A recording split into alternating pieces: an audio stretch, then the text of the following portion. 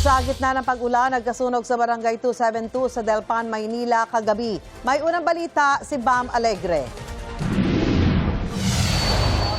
Sa gitna ng pag-ulan, sumiklab ang sunog sa Barangay 272 sa Delpan, Maynila bago maghating gabi. Itinaas ang unang alarma, rumesponde ang hindi bababa sa 4 na fire truck. Dagdag pa ang mga fire volunteer. Nasa bahay na kami, may tumawag sa amin, may sunog daw. So, ang tingin ko mga nasa 7 na bahay ang naapektuhan. So dito kasi usually sa isang bahay, sa isang compound, medyo madaming pamilya. Masisikip ang mga eskinitang kailangan daanan bago matunton ang mga estrukturang naapektuhan ng apoy.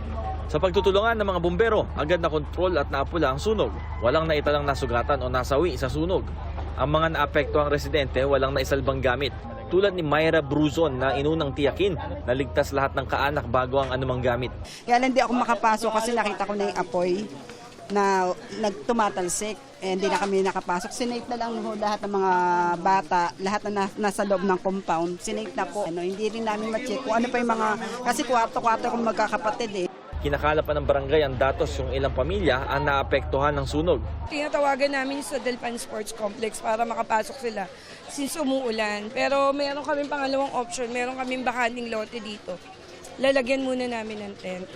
Pero sana mapayagan kami dun sa Delpan Sports Complex. Tumanggi muna magbigay ng pahayag ang Bureau of Fire Protection habang patuloy ang investigasyon sa sanhi ng apoy pati sa halaga ng pinsala. Ito ang unang balita, Bam Alegre, GMA News.